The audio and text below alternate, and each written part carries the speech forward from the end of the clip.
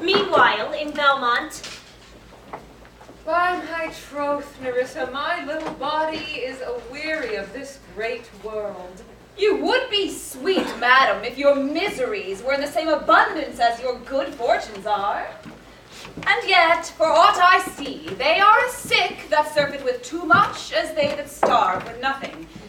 It is no mean happiness, therefore, to be seated in the mean.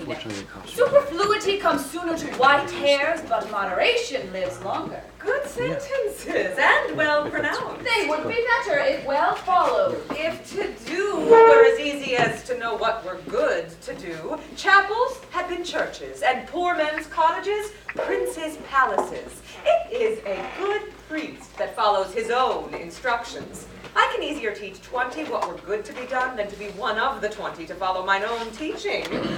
But this reasoning is not in the fashion to choose me a husband. Oh, me, the word choose. I may neither choose who I would, nor refuse who I dislike. So is the will of a living daughter curbed by the will of a dead father. Is it not hard, Nerissa, that I cannot choose one nor refuse none? Your father was ever virtuous, and holy men at their death have good inspirations.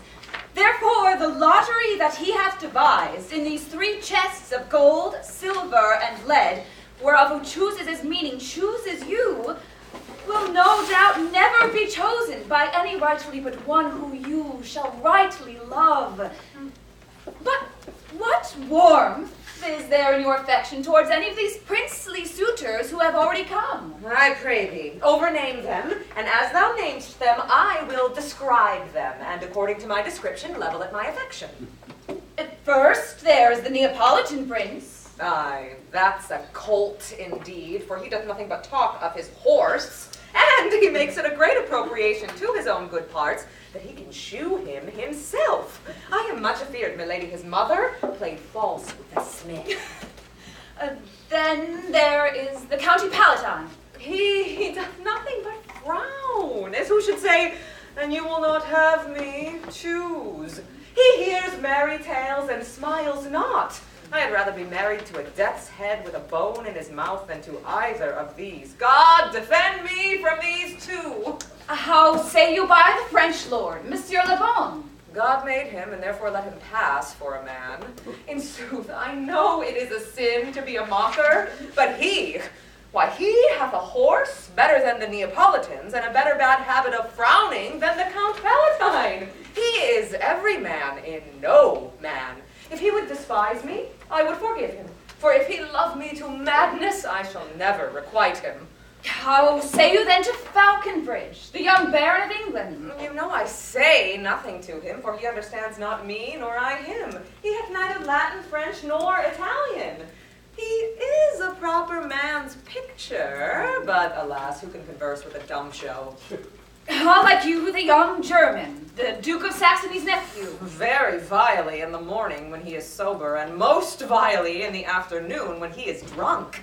When he is best, he is a little worse than a man, and when he is worst, he is a little better than a beast. I hope I shall make shift to go on without him.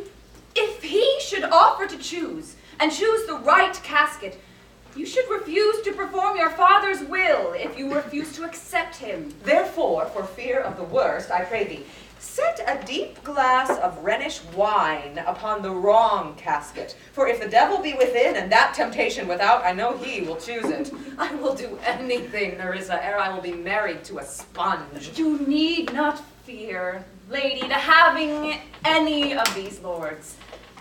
They have acquainted me with their determinations, which is indeed to return to their homes and to trouble you with no more suit. Oh. Unless you may be won by some other sort than your father's imposition, depending on the caskets. If I live to be as old as Sibylla, I will die as chaste as Diana, unless I be obtained by the manner of my father's will. I am glad this parcel of wooers are so reasonable, for there is not one among them but I dote on his very absence. And may God grant them a fair departure. Do you not remember, lady, in your father's time, a Venetian, a scholar and a soldier who came hither in company of the Marquis of Montferrat? Yes, it was Bassanio, as I think so was he called. True, madam. He, of all the men that ever my foolish eyes looked upon, was the best deserving of fair lady. I remember him well, and I remember him worthy of my praise. How now? What news? The 4 strangers seek for you, madam, to take their leave. And there is a messenger come from a 5th, the Prince of Morocco, who brings word the prince, his master, will be here tonight. If I could bid the 5th welcome with so good heart as I can bid the other 4 farewell, I should be glad of his approach. If he have the condition of a saint and the complexion of a devil, I had rather he should shrive me than wive me. Come, Nerissa, Sirrah, go before. Whilst we shut the gate upon one wooer, another knocks at the door.